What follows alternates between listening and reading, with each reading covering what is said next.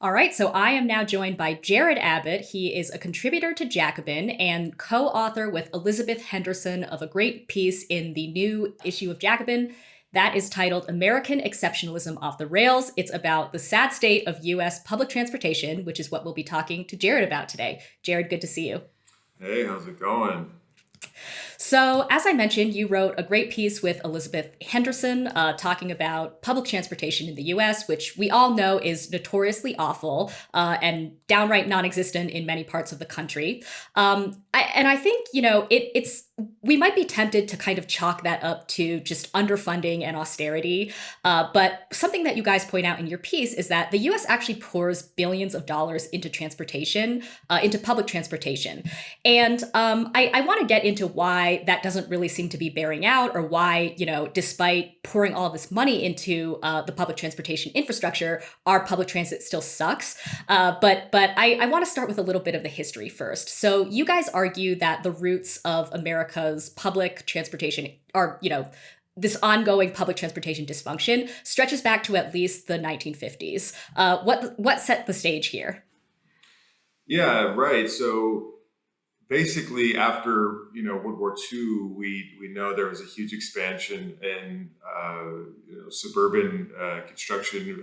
People building single-family homes for the first time. The rise of the suburbs, and in conjunction with that was a big push by car manufacturers and by many other related industries to expand highway production. And as many of us are aware, when we see those signs that say Eisenhower on the interstate highway system, Eisenhower during the 1950s was able to pass the Interstate Federal Aid Highway Act, which basically poured tons and tons of money into building what is now the interstate highway system in the United States. And that basically led to a de-emphasis on other kinds of, or on public transit, on rails and on buses, et cetera, and to a much stronger emphasis on developing infrastructure, road infrastructure and highway infrastructure. And we've basically been there ever since. We've seen increasing strong public support, strong political support for expanding roads and highways, and relatively little for expanding subways and expanding bus systems outside of some major urban hubs. So it basically started as a point in the 1950s when we as a country, we love our individualism, we love our cars, and that is what essentially led us down the path of highways over other kinds of public transit. So to go back to the question of, the money that the US is spending on public transit, why exactly does it end up being at once so costly and drawn out, but at the same time so inefficient in the US? Right. So the first part of the story that I told you is, that's pretty commonsensical. People, probably have a sense of, we invested so much in highways and we invested less in infrastructure. But as you rightly pointed out earlier, it's not that we don't spend anything on public transit. And in fact, the infrastructure bill that Congress passed last year included something like $38 billion for the expansion of public transit. And many cities, big cities that have large public transit systems like Los Angeles and New York, they have indeed spent billions and billions of dollars on public transit. But it turns out that in the US, we tend to spend money on public transit in a really inefficient way. So, we in the piece we compare, as we'll probably talk about in a little bit, what's the state of public transit spending in the US versus Spain, for instance. And we see that Spain spends multiple times less money per rail or per station, per mile of rail or per station than we do in the US. And there's no one single reason why that's the case, but there's a number of sort of like compounded or interlocking reasons why that's the case, according to people that we interviewed for the piece. And so I'll just say a few of them. One is basically construction is really inefficient because we don't do public transit enough to have a surplus or to have enough qualified managers and technicians to be able to efficiently produce these rail systems. And so, for instance, a couple of people pointed out to us that, much of the construction work that's done in the U.S. is done by contractors who are the sort of outsourced experts in how to build things, how to build public transit. And many of the managers, the public sector or the public utility managers that are involved in overseeing these processes just simply don't have the technical expertise to oversee these projects in an efficient or an effective way, so that oftentimes things get built or review processes are carried out that don't need to be carried out, but there's nobody there at the helm with the technical expertise to make sure that that money doesn't get wasted. And there's also many ways in which we're not able to utilize as sort of cutting edge labor practices and staffing procedures and technological advances that are commonplace in other parts of the world. But we just don't have the literal experience in the U.S. because it might be decades in between, when one subway line is built and when the next one is. And so we just don't keep up in the way that they do in, say, many parts of Europe. And that leads to the even bigger problem, which is just delays. Mm-hmm. When you have inefficient production, you have many delays in the process. And when there are delays, that means that you have to keep paying all the workers that are laying idle. You have to keep paying for all the equipment that you're renting, which is not being used or is not being used very efficiently. And this just means that projects in the US get carried out at a much, much, much slower pace. And because it's slower, it also is much, much more expensive. Mm-hmm.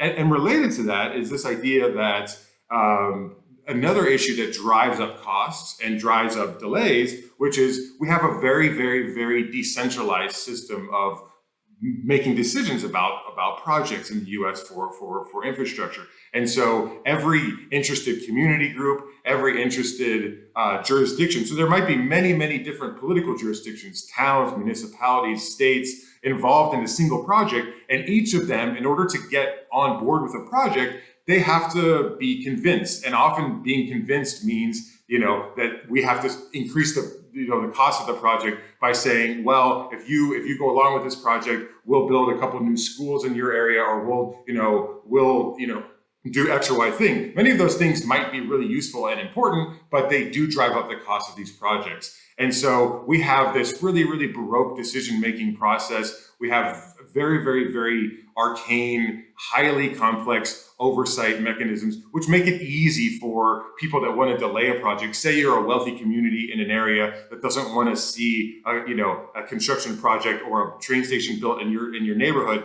There's many, many things you can do given the arcane decision-making system that we have to gum up the works, essentially, to try to delay projects or to stop them from happening altogether. And as we talk about in the piece, those sorts of mechanisms for delaying projects don't exist to the same extent in other countries, mm-hmm. which is another reason why they don't spend so much on mm-hmm. public transit.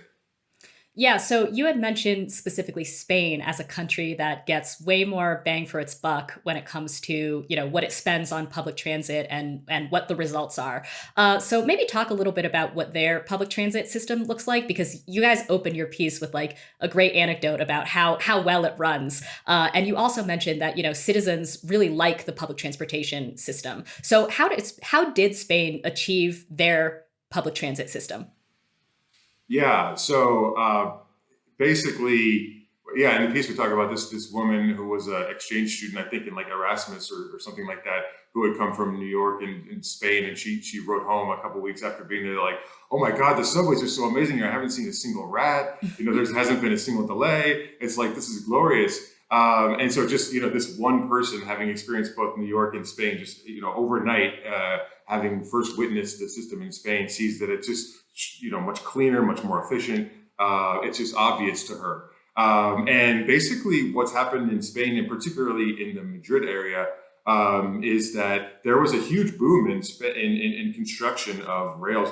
One of the fastest and most aggressive increase in commuter rail production of any place in the world during the 1990s and 2000s, which created hundreds and hundreds of miles of new rail and subways and light rail, which dramatically transformed the landscape of public transit and access to public transit in Madrid and in other areas in the country. And not only were they able to dramatically expand rails, they were able to do it at a much, much, much lower cost. So, I think we cite a figure which is something like the per mile rail cost of Madrid's dramatic expansion in the 90s and 2000s was something like 141 million. Whereas if you compare that to the per mile cost of rails in say Los Angeles, it's something like nearly 500 million. So we're talking about multiple times more per rail, and and to get a lot more of it in the process. And this has meant that since the rail system has been expanded effectively, a lot more people have access to it. A lot more people use it. Only 5% of Americans use public transit, and that's mainly because they don't have access to it. None of it exists in their area. And whereas in Spain, as a result of this massive increase in access, 3 or 4 times the percentage of Spaniards use public transit compared to Americans. And when more of them use it, more of them are going to think that it's important and something that they value because, they actually have had the opportunity to use it. And so in Spain, a couple of surveys that we found showed that in Madrid, something like 70% of respondents said in a recent survey that they would support increased spending on public transit in Madrid, whereas similar surveys that have been conducted in different parts of the United States have found something between, which actually I found to be higher than I expected, like 30 to 40% of folks said that they thought there should be more spending on public transit, and it's kind of ironic because we need it so much more here, right? But it's this sort of like vicious circle where you get more of it, it works better, people like it, they want more of it. Whereas here we don't get it at all, people don't like it, they don't think it works, but it's mainly because we've never really tried. Right. So that's part of the story as well. Yeah, I want to ask you about American sentiment on public transportation, because that was another interesting piece of your article. And I think what you show is that they're kind of like there's some ambivalence, right? So like if you ask Americans, like, do you support public transportation? Would you like to see more of it? Like, I think you guys found that like lots of people say yes, but at the same time, like as you just pointed out, when it comes to these questions about funding and expanding, like things start to get a little more mixed. So I think that you're right that it is a kind of vicious cycle. But I'm wondering, how does American public opinion sort of shape or affect what kinds of public transit projects we see in the US today, if it does? Well, I mean, that is a good question, and I don't have a perfect answer for it. But to the extent that I could say, given the interviews that we've done and some of the reports that we've read for this piece, it seems as though there isn't. Public transit is not a highly salient political issue in the United States. In most places, there are exceptions, like New York, where there's a high density of public transit.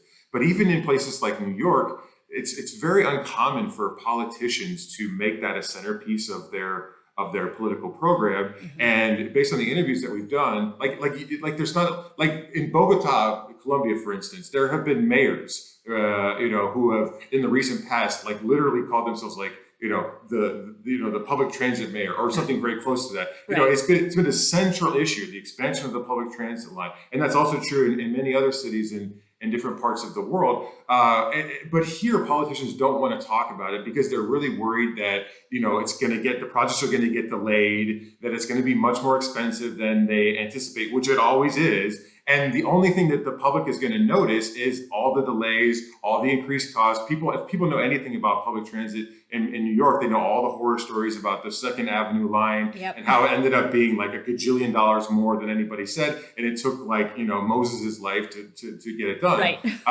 And so politicians have no incentive to champion public transportation. And as we know, public sentiment is often driven by what politicians actually go out and say matters, right? Elites drive public opinion a lot of the time. And so since politicians don't want to touch it most of the time, it's not a salient political issue. And furthermore, most people in the United States have cars and they don't use public transit. They don't have access to it. So they don't have a sense of, we really need more of it, because where it does exist, it doesn't really work very well. And where it doesn't exist, it doesn't even really occur to people as an option. So it's a really difficult situation for public transit in the United States because there's not a lot of support for it. And there's not a lot of reason to hope that in the short term, politicians are going to have much of a reason to increase their focus on public transit in many parts of the country. Right. So I guess then the kind of $1 million question is like, what can we do to sort of begin to break this vicious cycle of, low public transit usage, then sort of fueling or like bleeding into these costly and inefficient public transit projects, which take a long time and like further suppress public opinion on public transit. And then, like you've been talking about this like sort of a lack of public interest in funding public transportation in the US. Like, is there anything that, I don't know, we can do to start to begin to chip away at that vicious cycle? I mean, just maybe Bernie Sanders running for president again might help. No, I'm kidding. Although that would be helpful. Some of the things that people said in the piece, in our interviews for the piece were, sort of smaller technical things like that would probably help to decrease costs, and decrease the time it takes to produce public transit, which in turn might make people think that public transit works a little better and might make them think that there should be more of it. So, for instance, things like addressing some of the extraordinary ease of bringing lawsuits around public transit projects. Public comment is really, really good. And obviously in a democracy, we need ways for ordinary people to intervene, to hold politicians accountable. But in the US, it's so easy to co-opt public comment periods for, in the interest of a relatively small and often pretty, wealthy or influential community group that wants to shape a public works project in their own interest. And so we need to find ways to sort of streamline decision-making processes and make it so that it's not so easy to basically co-opt, public decision-making processes in the interest of elites, essentially. And the people that we've interviewed, they have relatively technical ways that might be done. So there's some smaller type fixes. But I think at the end of the day, this is a really long-term problem because it's a matter of changing, some of the basic orientations that Americans have, which allow some of these outcomes to occur. Like one of the people that we interviewed he said, look, one of the things that, and this was not a rabid socialist that we talked to or anything like that. He just said, look, in the US, we value things differently than they do in other countries. And a lot of Americans, they have an emphasis on individual liberties, private property rights, and the like, which makes it harder for people that want to invest more in changing these systems to make them more rational, to make them a little bit more streamlined, and so that we can expand access to them to more people. It's really, really hard to do that, given not only the culture of the U.S., but also this sort of path-dependent historical process we've been talking about, where Americans have just gotten to a point of relatively low satisfaction. So I think what it's really going to come down to is, the sort of slow process of, having successful projects in certain places, that can sort of shine a light on the value of public transit and make more people interested in expanding access. It's also going to require having more visionary politicians get elected as mayors and as governors in more states, and putting this on the political agenda so that they can try to shape public opinion around this issue more. It's going to require, stronger levels of organization of progressives, of socialists, of labor unions to get around projects to expand access to public transit. I think we're only at the sort of beginning of that process, and it's a daunting one, that faces all the same sorts of challenges that we as progressives and socialists, face in terms of getting any major progressive public policy, passed in the United States right now in this pretty unfavorable political context. So it's going to be a long-term process, but it's something that needs to be talked more about, I think, on the left, and we need to sort of start to explore more creative, possible solutions and ways of organizing around it. Yeah. So I think to wrap up, I do want to ask you this. So we've been sort of talking from the assumption that public transportation is a good thing and we want more of it. But like, I don't know. Like, should we just let America be a car country? Should we just let everybody have our cars? I mean, I live in a very like car-based city right now. There are definitely some perks to that.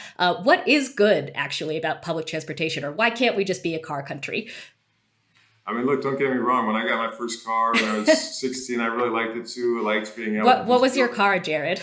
It was an old blue station wagon from like the 80s. I had a flaming peace sign that my Yeah. friend put Was on it the a front. Volvo? It was Oldsmobile, I think. It was great. I loved it. Yeah. But the problem is, as we all know, that it's not sustainable ecologically for us to have a system of transit that relies so heavily on fossil fuel usage and that relies so heavily on automobiles as a result.